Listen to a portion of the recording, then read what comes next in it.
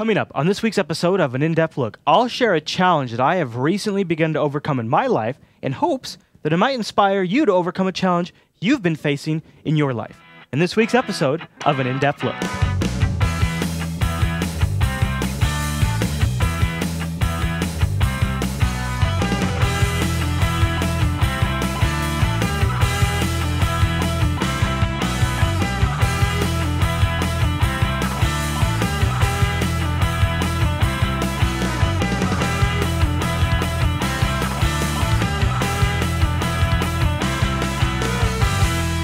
Oh, hi there, Internet. I don't know what you were expecting, but this is a little break from our normal format for an in-depth look. This isn't like a reality TV one-man Fear Factor thing, although that could be kind of cool. It's not a bad idea.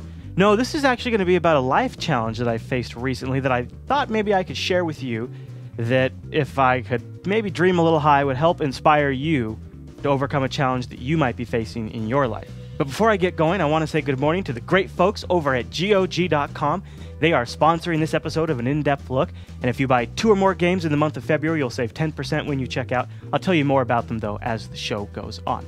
So, what is my big challenge that I overcame? And I'll be honest, I'm a little embarrassed. I'll give you all the details, though, because it's stupid, but maybe it'll help. So I was diagnosed about 3 years ago with sleep apnea. Now, what is sleep apnea? Well, probably a lot of you might be familiar with it because it's becoming more and more common.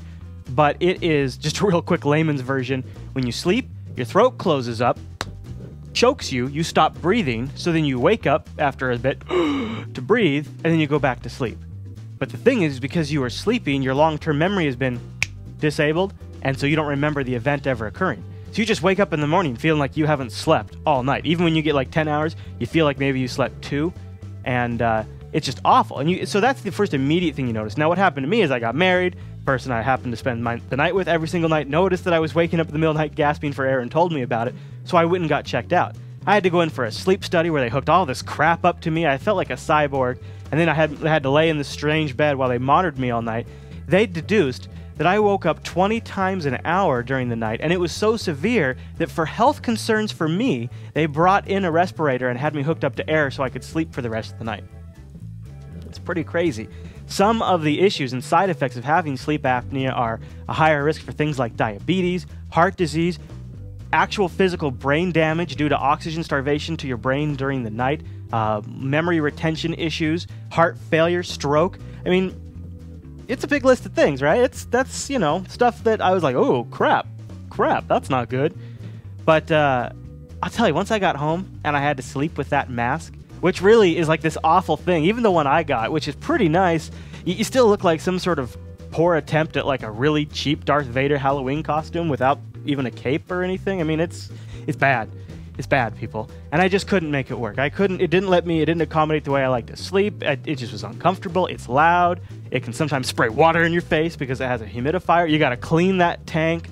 It was like, no, I'm not having this. I can't do this. So I kind of gave up. Figured I'd just kind of monitor it and see how it went. But the thing is it's sort of a slow approach. You kind of just lose energy over time and become more and more tired, less motivated, and you have maybe, less and less quality of sleep as time goes on. And what I started noticing, actually, and all that kind of stuff I kind of started factoring in, but, enough coffee can remedy just about any situation, at least temporarily. But what I started noticing was memory issues. And as a dad, that was kind of a big issue. There's some big events that I just kind of started losing a little bit of focus on, a little clarity, started getting a little whitewashed, and I thought, okay, all right, now I need to get this addressed. So I had identified this as a real issue that I have to take care of, but I still didn't have that motivator to get me to put that mask back on. And then thankfully, based on some research and just some overall goals in my life, I came across my big breakthrough. And that breakthrough helped me get the motivation to put the mask on, to get through this issue so that way I can address the big problem. And I'd like to tell you what that breakthrough was because it's going to be different for everybody else, but you just never know where it's going to come from. But first, I'd like to tell you about GOG.com. You guys know me, I love great video games, and I especially have a soft spot for amazing classic video games, and that means I'm a big GOG.com fan. In fact, that's where I buy all of my classic games from.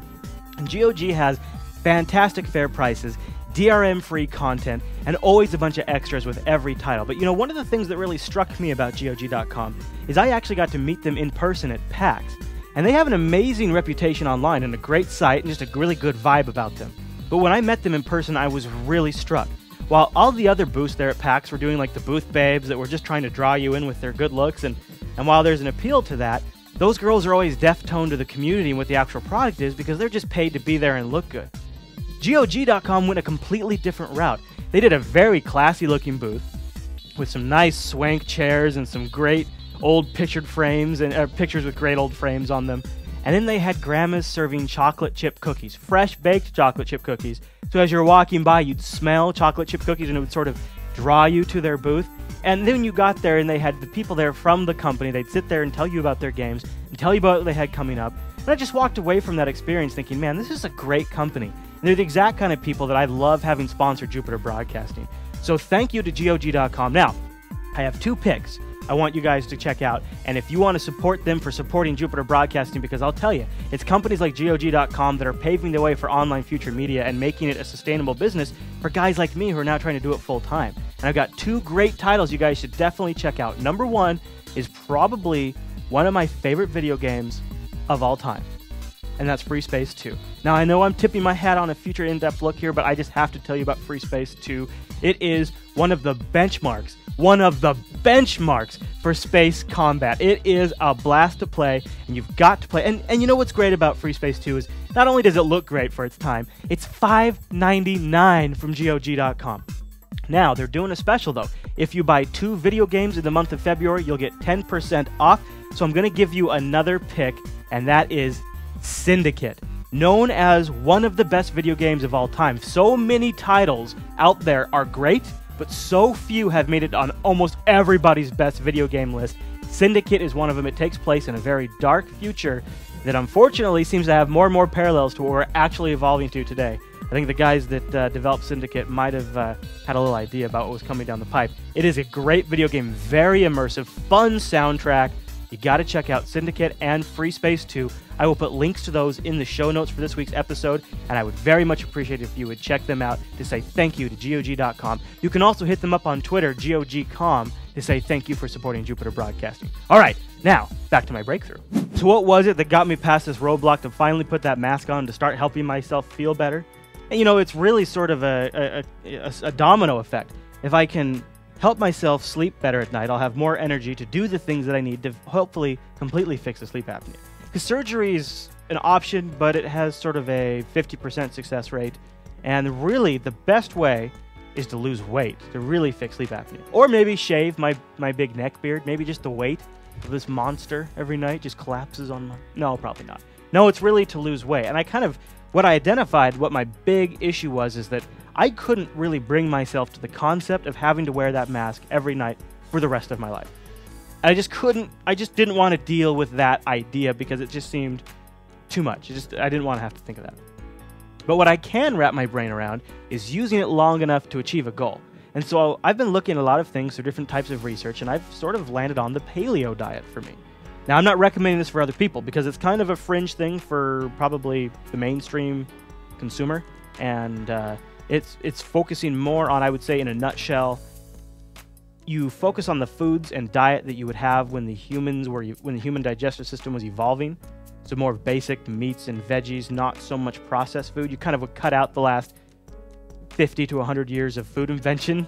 So it's kind of a hard diet to follow. And then it also really focuses on the quality of the food, of the ingredients. So grass-fed beef, things that don't have chemicals in them and stuff like that.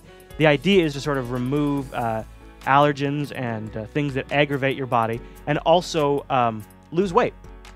It has some, because it also, as a product of cutting out wheats and grains, it has sort of a no-carb diet effect as well. Now, I'm doing that because the weight loss can help with sleep apnea issues, but there's a lot in the paleo philosophy that I kind of am buying into these days.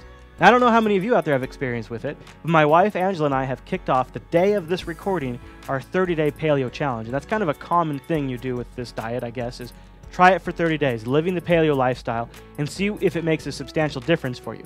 A lot of people have been reporting on Reddit, in the paleo subreddit, big changes after going for 30 days on the paleo diet. It kind of inspired me to do it. And I realized if I could get through this diet, and if I notice an improvement with my weight and my overall health, then maybe my sleep apnea issues would go down, and I wouldn't have to wear the mask for the rest of my life. And kaboom, there was the magic juice I needed to put that mask on and go for it for as long as it takes me to get to that period. I don't know what it is, I don't have any big expectations, but at least I'm just attempting to make it not for the rest of my life. We'll see how it goes.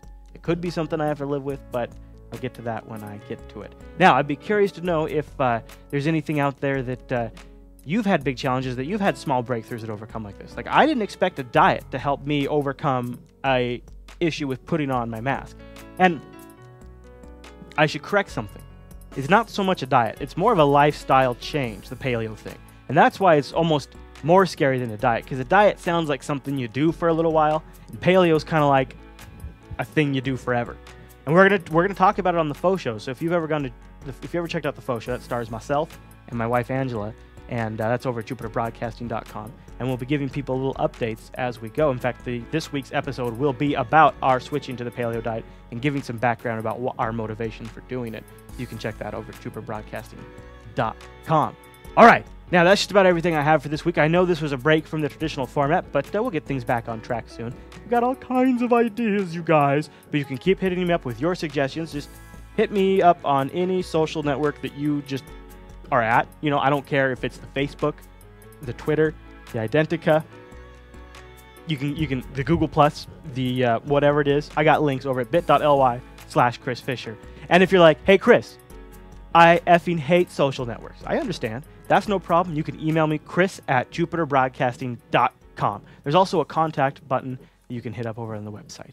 But I'll tell you, I get so many emails these days that I generally sit down and do big searches and do them all in batches. So you might see more batch episodes that I did like with the podcasting one. Okay, all right. That's everything I got for this week's episode, you guys. I'll see you right back here next Saturday.